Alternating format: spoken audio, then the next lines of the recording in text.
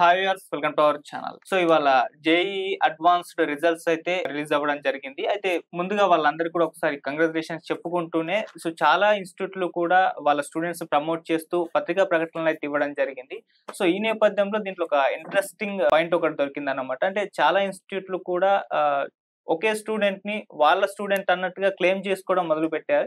So ఆ రకంగా పత్రికల్లో న్యూస్ పేపర్ చూస్తుంటే ఒకే స్టూడెంట్ 2-3 ఇన్స్టిట్యూట్లు ప్రమోట్ చేసుకుంటుండడం కనిపించింది. ఏంటిది అని చెప్పేసి ఒకసారి ఇంట్రెస్టింగ్ అనిపించింది. సో ఒకసారి దీనికి సంబంధించి మరింత డీటెయిల్డ్ గా తెలుసుకునే ప్రయత్నం అయితే చేద్దాం. ప్రజెంట్ మనతో పాటు సీనియర్ జర్నలిస్ట్ అరవింద్ కొల్లి గారు ఉన్నారు. వారిని అడిగి దీని కంప్లీట్ గురించి ఏంటి ఈ పరిస్థితి అని చెప్పేసి ఒకసారి డిస్కస్ చేసి తెలుసుకునే ప్రయత్నం అయితే చేద్దాం. సార్ నమస్కారం సార్. నమస్కారం సార్ పేపర్లలో చూసాం సార్, అంటే చాలా ఇన్స్టిట్యూట్లు వాళ్ళ స్టూడెంట్స్ ప్రమోట్ చేస్తూ పత్రికా ప్రకటన అయితే ఇవ్వడం అంటే జరిగింది. ముఖ్యంగా ఏంటంటే ఎవరైతే మంచి ర్యాంక్ పొందారో ఆ ర్యాంక్ పొందినటువంటి స్టూడెంట్ మా క్లాస్ రూమ్ ప్రోగ్రామ్ లో లేదంటే మా దగ్గరే చదివాడు అని క్లెయిమ్ చేసుకోవడానికి రకరకాల ప్రయత్నాలు చేస్తారు. అంటే దీని వెనక ఉన్నటువంటి ఒక చిన్న పునాది, దీని వెనక ఉన్నటువంటి బ్యాక్గ్రౌండ్ సబ్జెక్ట్ మాట్లాడుకుంటే దానికి కొంత క్లారిటీ వచ్చే అవకాశం ఉంది. ఓకే, అంటే ఒకటే మంచి ర్యాంక్ వచ్చినటువంటి ఒకటే స్టూడెంట్ ని ఈ ఇన్స్టిట్యూట్స్ అన్ని క్లెయిమ్ చేసుకున్నప్పటికీ ఆ స్టూడెంట్ నుంచి ఎందుకు అభ్యంతరం రావట్లేదు, లేదా ఈ స్టూడెంట్ వాళ్ళకి సంబంధించినటువంటి స్టూడెంటే అని ఎస్టాబ్లిష్ చేసుకోవాల్సినటువంటి అవసరం విద్యా సంస్థలకు లేదా అనేటువంటి ప్రస్తావన, ఈ రకమైనటువంటి అనుమానం అందరిలో ఉంది. దీన్ని ఒకసారి చూస్తే మనలాగా ఆంధ్రప్రదేశ్ తెలంగాణ రాష్ట్రంలో లాగా ఉన్నటువంటి ఒక కాలేజీలో చేరితే ఆ కాలేజీలోనే ఎంసెట్ కోచింగ్, ఆ కాలేజీలోనే ఐఐటి కోచింగ్, ఆ కాలేజీలోనే ఐఐటి అడ్వాన్స్డ్ కోచింగ్ ఇట్లా తీసుకునేటటువంటి అవకాశాలు లేని ప్రాంతాల నుంచి వచ్చినటువంటి ర్యాంకులు ఇవి అని చెప్పక తప్పదు. అందులో ముఖ్యంగా ఐఐటికి ప్రధానమైనటువంటి కేంద్రంగా ఉన్నటువంటి రాజస్థాన్లో ఉన్నటువంటి కోటా ప్రాంతం. కోటాలో ప్రముఖ సంస్థలన్నిటికీ అక్కడ బ్రాంచీలు ఉన్నాయి. ఇక్కడ మన తెలుగు నేల మీద ప్రముఖ సంస్థలుగా పోటీ పడే వాటికి కూడా కొన్నిటికి అక్కడ బ్రాంచ్లు ఉన్నాయి. ఇప్పుడు అక్కడి సంస్థలు కొన్ని వచ్చి ఇక్కడ బ్రాంచ్లు కూడా పెడుతున్నాయి. ఈ మొత్తంలో గమనించాల్సిన అంశం ఏంటంటే అక్కడ ఎక్కువ మంది ఏ సబ్జెక్టు ఎక్కడ బాగుంటే అక్కడికి వెళ్ళి చెప్పించుకోవటం అనేది ఒక అలవాటుగా ఉంటుంది. అంటే ఫ్యాకల్టీని ఆధారంగా విద్యా సంస్థకి అనుబంధంగా ఉండకుండా ఎక్కడైతే ఆ సబ్జెక్టు బాగుంటుందో ఆ సబ్జెక్టుకి వెళ్ళి చెప్పించుకునేటువంటి పరిస్థితి ఉంది. ఆ సబ్జెక్టు కనుక చెప్పేటటువంటి ఫ్యాకల్టీ ఏ సంస్థలో ఉన్నారో ఆ సంస్థకి ఆటోమేటిక్గా వీళ్ళు విద్యార్థులుగా భావించి మా ప్రోగ్రామ్ ద్వారా రిజల్ట్ తీసుకొచ్చారు అని చెప్పడం పరిపాటిగా ఉంది. దీంతో పాటు ఇంకొక అంశం ఉంది. ఇది ఇట్లాగే కాకుండా డిఫరెంట్ ప్రోగ్రామ్స్ కూడా ఉన్నాయి. ఒకటి క్లాస్ రూమ్ ప్రోగ్రామ్ ఉంది, ఇంకోటి డిస్టెన్స్ ప్రోగ్రామ్ ఉంది, ఇంకోటి ఓన్లీ ఎగ్జామ్ వరకే నిర్వహించే అంటే మాక్ టెస్ట్లు మాత్రమే నిర్వహించేటువంటి ఒక ప్రోగ్రామ్ ఉంది. ఇట్లా రకరకాల ప్రోగ్రాంలు ఉంటే ఏ ప్రోగ్రాంలో ఎక్కడో ఆ విద్యా సంస్థ తోటి అటాచ్ అయి ఉన్నారో ఆ విద్యా సంస్థ దాన్ని క్లెయిమ్ చేసుకోవటం ఒక పరిపాటిగా ఉంది. ఇది కాకుండా ఇంకొక అంశం కూడా చెప్పారు మరి ఇందాక. ఫస్ట్ ర్యాంక్ రకరకాల పేర్లు వినిపిస్తున్నాయి. అంటే ఫస్ట్ ర్యాంక్ తో పాటు అక్కడ చుక్క గాని ఆర్ అని రౌండ్ మార్క్ కానీ ఇట్లాంటివి ఉంటాయి. ఏంటంటే కేటగిరీ వైజ్ ర్యాంకులు రిలీజ్ చేస్తుంది ఎగ్జామ్ నిర్వహించేటటువంటి బోర్డు. ఇక్కడ నిర్వహించేటటువంటి బోర్డు రిలీజ్ చేసేటటువంటి వీటిని ఫస్ట్ ర్యాంక్ ఎంతమంది క్లెయిమ్ చేసుకుంటున్నారు అంటే ఆ శాఖలో అంటే ఆ విభాగంలో ఫస్ట్ ర్యాంక్గా వాడు భావించాలి. మొదటి అంశం. రెండోది, ఒకటే విద్యార్థికి ఒక దగ్గర ఫస్ట్ ర్యాంక్ చూపిస్తున్నారు, ఇంకో దగ్గర 12వ ర్యాంకు 13వ ర్యాంకు చూపిస్తున్నారంటే కేటగిరీలో ఫస్ట్ ర్యాంక్ ఉంటుంది, ఓపెన్ కేటగిరీలో వేరే ర్యాంక్ ఉంటుంది. ఇది ప్రాక్టికల్గా ఉండేటటువంటి సమస్య. ఈ రెండు సమస్యల్ని పక్కన పెడితే అసలు సాధారణమైనటువంటి పేరెంట్కి వీటన్నిటి లోతుపాతులు తెలియకుండా ఉన్నటువంటి ఈ రకమైనటువంటి ప్రకటనలు ఇచ్చి వాళ్ళు ఆకర్షించుకొని 4 లక్షలు 5 లక్షలు ఫీజు సంవత్సరానికి కట్టించుకుని ఏవైతే ఇన్స్టిట్యూట్లు నడుపుతున్నాయో. అంటే ఇప్పుడు ఒక చిన్న విషయం చెప్పాలి. ఇంటర్మీడియట్ తర్వాత జరిగేటటువంటి కోచింగ్ ఈ మొత్తాన్ని దాదాపుగా మన దగ్గర ఉన్నటువంటి విద్యా సంస్థల్లో అన్నిట్లో కలిపి సుమారు ఒక 60 నుంచి 80,000 మధ్య విద్యార్థులు ఉన్నారు అనుకోండి సంవత్సరానికి. మనకి ర్యాంకులు ఎన్ని వస్తాయి? 1500, 1000, 2000 వస్తాయి. అసలు సీట్లు ఎన్ని ఉన్నాయి? ఆ సీట్లలో తెలంగాణ ఆంధ్రప్రదేశ్ రాష్ట్రాలకు సంబంధించిన విద్యార్థులు సంపాదిస్తున్న సీట్లు ఎన్ని?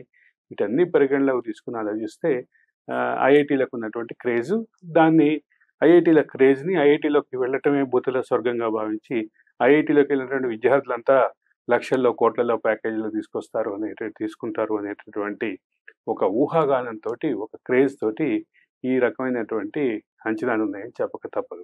ఓకే. దీని క్రేజ్ ఉంది, హ్మ్. ఈల్డ్ ఆ స్థాయిలో లేకపోయినప్పటికీ ఒకటి మాత్రం క్లియర్. ఇటీవల కాలంలో సుమారుగా 2-3 దశాబ్దాలుగా ఐఐటికి పెరిగినటువంటి క్రేజు, ముఖ్యంగా తెలుగు నేల మీద ఐఐటికి పెరిగినటువంటి క్రేజు, ఇక్కడ ఉన్నటువంటి కార్పొరేట్ విద్యా సంస్థలు దాన్ని వాడుకుంటున్నాయి. హ్మ్.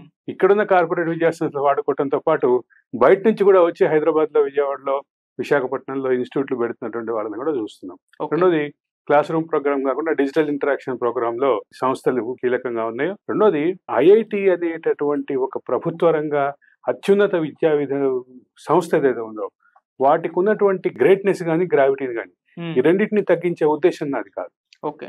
నేను చాలా క్లియర్ గా చెప్తున్నా, వందలు వేల సంఖ్యలో అక్కడికి వెళ్తున్నారు. వెళుతున్నటువంటి వారిలో అత్యుత్తమ ప్రతిభ పాఠవాలు చూపిస్తున్నారు. కొంత మంచి ప్యాకేజ్ కూడా. కానీ అది మాత్రమే కాకుండా మిగతా సంస్థలు, అంతర్జాతీయ స్థాయి సంస్థలు కూడా ఇప్పుడు తెలుగు నేల మీద వచ్చినటువంటి నేపథ్యంలో తెలుగు నేలలో ఉన్నటువంటి ఇంజనీరింగ్ విద్యా సంస్థలు కూడా అదే రకమైనటువంటి అంటే నాణ్యమైనటువంటి విధానానికి, ముఖ్యంగా ఇండస్ట్రీ ఇంటరాక్షన్ విధానానికి, అదే సందర్భంలో ఇండస్ట్రీ ఇంటరాక్షన్ వీటితో పాటు మరొక కీలకమైన అంశం విదేశాల్లో ఉన్నటువంటి విద్యా సంస్థలతోటి కొలాబరేషన్కి ఇవన్నీ వాడుతున్నటువంటి నేపథ్యంలో ఇప్పుడు ఐఐటీలు మాత్రమే కాదు, మిగతా విద్యా సంస్థలు, అదే సందర్భంలో స్టేట్ యూనివర్సిటీలు, ప్రముఖ డీమ్డ్ యూనివర్సిటీలు ఇవన్నీ కూడా చాలా కీలకంగా ఈ రంగంలో, ఇంజనీరింగ్ రంగంలో ముందుకు వచ్చినటువంటి నేపథ్యంలో ఐఐటీలు మాత్రమే పరిష్కారం కాదు, ఐఐటీలు మాత్రమే డెస్టినీ కాదు. కానీ ఐఐటీలో సీట్ సాధించడం అనేది ఖచ్చితంగా ఒక ప్రముఖ విద్యా సంస్థలో సీటు సాధించి పోరాడి సాధించినటువంటి విషయమే. మీరు అన్నట్లుగా ఖచ్చితంగా ఫలితాలు పొందినటువంటి వాళ్ళని అభినందించాలి. అదే సందర్భంలో దీనితో సానుకూల ఫలితాలు రాకపోయినప్పటికీ అద్భుతమైనటువంటి ఇంజనీరింగ్ విద్యలో, ఇండస్ట్రీ ఇంటరాక్షన్లో, అదే సందర్భంలో ప్రొడక్టివ్ ఇంజనీరింగ్లో ఈ రెండిట్లో కొద్దిగా తమ శక్తి సామర్థ్యాలను పెంచుకునేలాగా విద్యార్థులు పనిచేస్తే మాత్రం ఖచ్చితంగా మరైన ఫలితాలు వచ్చేటువంటి అవకాశం ఉందని చెప్పక తప్పదు. కానీ సార్ ఇలా ఒకే స్టూడెంట్ ని అన్ని యూనివర్సిటీ, అన్ని ఇన్స్టిట్యూట్లు తమ స్టూడెంట్ అని క్లెయిమ్ చేసుకుంటే అంటే ప్రజల్ని మభ్యపెట్టడం లేకుంటే మోసగించడం ఖచ్చితంగా అంటే పేరెంట్స్ దానికి సంబంధించినటువంటి లోతుపాట్లకి గమనించారు కాబట్టి ప్రధానమైనటువంటి ర్యాంకులు ఈ విద్యా సంస్థే పొందింది అనేటటువంటి ఫీల్ తోటి చేర్చేటటువంటి అవకాశాలు ఖచ్చితంగా ఉన్నాయి. అది అంతకుముందు ఆ 2 విద్యా సంస్థలు అనేవాడు. ఆ 2 విద్యా సంస్థలు కాదు, ఇప్పుడు చాలా విద్యా సంస్థలు ఇదే రంగంలో పోటీ పడుతున్నాయి కాబట్టి ఈ పోటీ జటిలమైంది. జటిలమైనటువంటి పోటీ ఈ రకమైనటువంటి ఫేక్ ప్రాపగండాని కూడా ముందుకు తీసుకొచ్చింది, దాన్ని కొంచెం ఉధృతం చేసింది అనేది చెప్పక తప్పదు. అది ఒక పెడధోరణి ఇంటర్మీడియట్ విద్యారంగంలో రెండు తెలుగు రాష్ట్రాల్లో అదొక పెడధోరణిగానే చెప్పాలి అనేది తప్పదు ఆదిత్య. సార్ మళ్ళీ ఇంకోటి ఇంట్రెస్టింగ్ ఏంటంటే సార్, ఒకే రోజు కాకుండా ఒకే టైంకి కాకుండా ఒక్కొక్క రోజు కూడా ప్రమోట్ చేసుకున్నారు. అంటే వాళ్ళకు తెలిసే కదా అంతకు ముందు రోజు వచ్చిన.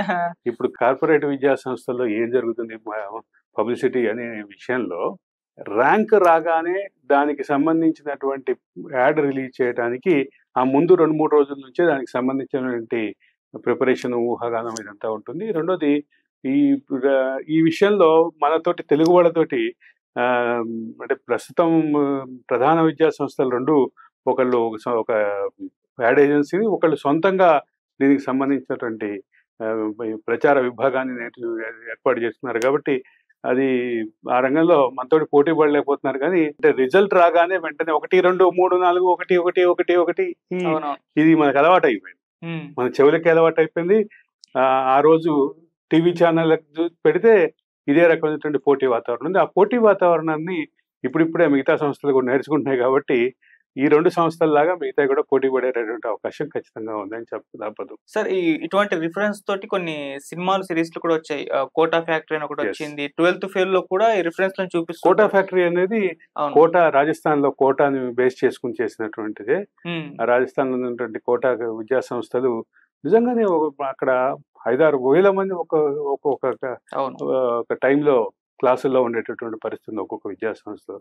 ఖచ్చితంగా ఆ అవుట్కమ్ అయితే అదే రకమైన డైరెక్షన్ లో ఉంది. కానీ కొంత స్ట్రెస్ కి, కొంత మానసిక సంఘర్షణకి కారణం అవుతుంది. వీటన్నిటికి దీనికి సంబంధించిన ప్రతికూల ఫలితాలు కూడా కీలకంగా ఉన్నాయి. అయితే నేను చెప్పినట్లుగా క్వాలిటీ ఇంజనీరింగ్ ఎడ్యుకేషన్ అనేటటువంటి దాన్ని సాధించటానికి ఉన్నటువంటి అర్హతగా భావిస్తున్నటువంటి పరీక్షలో ఇది మాత్రమే కాదు, దీనికి సంబంధించి ఇది కాకుండా అంటే నేను చిన్న ఉదాహరణ చెప్పాలనుకుంటున్నా. సుమారుగా ఒక 10 సంవత్సరాల క్రితం ఒక విద్యార్థులు తయారు చేసినటువంటి ఉపగ్రహాన్ని ఇస్రో అంతరిక్షంలోకి పంపింది. ఎక్కడ ఒక ప్రొఫెసర్ చేయి కూడా పెట్టలేదు దాంట్లో. ఓకే. పూర్తిగా స్వదేశీ పరిజ్ఞానంతో ఇంజనీరింగ్ విద్యార్థులు తయారు చేసినట్టు ఎడ్యుసాట్ దాని పేరు ఉపగ్రహం. అది చిన్నదే అయి ఉండొచ్చు.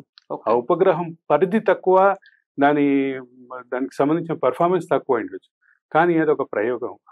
ఆ ప్రయోగం ఒక సక్సెస్ఫుల్. సుమారు 10-12 ఏళ్ళు అయింది. దానికి సంబంధించినటువంటి విషయాన్ని కనుక చూస్తే దాంట్లో పార్టిసిపేట్ చేసినటువంటి విద్యార్థుల్లో ఒక్కళ్ళు కూడా ఐఐటి నుంచి లేరు, ఒక్కళ్ళు కూడా స్టేట్ యూనివర్సిటీస్ నుంచి లేరు. ఓకే. అంటే మళ్ళీ ఏ స్టేట్కి ఆ స్టేట్కి స్టేట్ యూనివర్సిటీ ప్రముఖ స్టేట్ అంతమంది అంటే ఒక ఎదుగుతున్నటువంటి ఇంజనీరింగ్ కాలేజీల విద్యార్థులు తయారు చేశారు. అది చాలా అద్భుతమైనటువంటి పెర్ఫార్మెన్స్ ఇచ్చింది. ఊహించిన దానికంటే ఎక్కువ పెర్ఫార్మెన్స్ ఇచ్చింది. అది అంటే అంతరిక్ష పరంగా మనం ఎదుగుతున్నటువంటి దశలో అది అంతరిక్ష పరిజ్ఞానాన్ని నేర్చుకునేటువంటి సైంటిస్టులకు కూడా చాలా ఊపిచ్చిందని చెప్పక తప్పదు. కాబట్టి ఇంజనీరింగ్ విద్యలో ఐఐటీలు మాత్రమే టాప్ కాదు, ఐఐటీలు మాత్రమే డెస్టినీ కాదు, అట్లనే ఐఐటీల స్థాయి నేను తగ్గించే ఉద్దేశం నాకు లేదు. ఐఐటీలలో మాత్రమే కాదు, మిగతా చోట్ల కూడా అద్భుతమైనటువంటి పెర్ఫార్మెన్స్, అద్భుతమైనటువంటి రిజల్ట్ ఇచ్చినటువంటి ఇంజనీరింగ్ ప్రముఖులు ఉన్నారు. కాబట్టి ఇది ఒక మిక్స్డ్ సంధికాలంలో ఉన్నాం కాబట్టి ఈ రకమైన పరిస్థితి సహజమే. మనం ఆ సినిమాల గురించి మాట్లాడుకున్నాం sir, Kota factory, 12th fail. So ఒక్కసారి అందులో వీళ్ళ జర్నీ గురించి క్లియర్, అంటే మనం ఇక్కడ నుండి చూస్తాం కానీ ఆ సినిమాలో చూస్తే అర్థమైపోతుంది ఇన్స్టిట్యూట్లు వాళ్ళతో ఎలా వ్యవహరిస్తాయి, ఎంత పెయిన్ ఉంటుంది వాళ్ళకు అని చెప్పేసి. త్రూ అవుట్ వాళ్ళ జర్నీ అంతా కూడా చూస్తుంటాం. నిజంగా ఇలా ఉంటుందా అన్న ఒక అనుమానాలు కూడా మనకు వస్తూ ఉంటాయి, కానీ రియాలిటీలో అదే ఉంటుంది.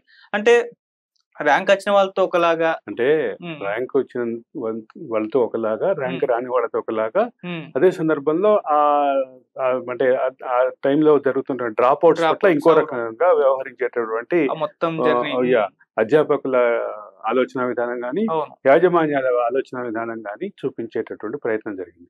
మీరు అంటున్న దాంట్లో మీరు చెప్పాలనుకున్నది ఈ 3 అంశాలు. అయితే ఒకటి గుర్తుపెట్టుకోవాల్సింది, ఒక పాజిటివ్ రిజల్ట్ ఇచ్చినటువంటి విద్యార్థి ఎప్పుడూ విద్యా సంస్థకి ఒక ఫెదర్ ఇన్ ద క్రౌనే. ఓకే. కాబట్టి ఖచ్చితంగా ఆ రకమైన ఒత్తిళ్లు తీసుకొచ్చారు. దానికి ప్రతికూల ఫలితాలు కూడా చూసాం. ప్రతికూల ఫలితాలు చూసే క్రమంలో ఇక్కడ ఒక విషయం చెప్పాలి. ఏదైతే విద్యా సంస్థలు విద్యార్థుల్ని ఎట్లా చూస్తాయి అంటే, ఈ రకమైనటువంటి రిజల్ట్ ఓరియంటెడ్ విద్యా సంస్థలు ఎట్లా చూస్తున్నాయంటే, 10 మంది ర్యాంకులు ఈ సంవత్సరం మంచి టాప్ ర్యాంకులు వస్తే ఈ 10 మందితోటి ఇంకొక 1000 అడ్మిషన్లు పెరిగేటటువంటి అవకాశం ఉంది. కాబట్టి వీళ్ళ మీద కొంచెం ప్రెషర్ చేయడంలో కానీ, అవుట్పుట్ లాగే విషయంలో కానీ ఆ రకమైనటువంటి ఒత్తిళ్లు, సందిగ్ధత ఉన్నాయనేది చెప్పక తప్పదు.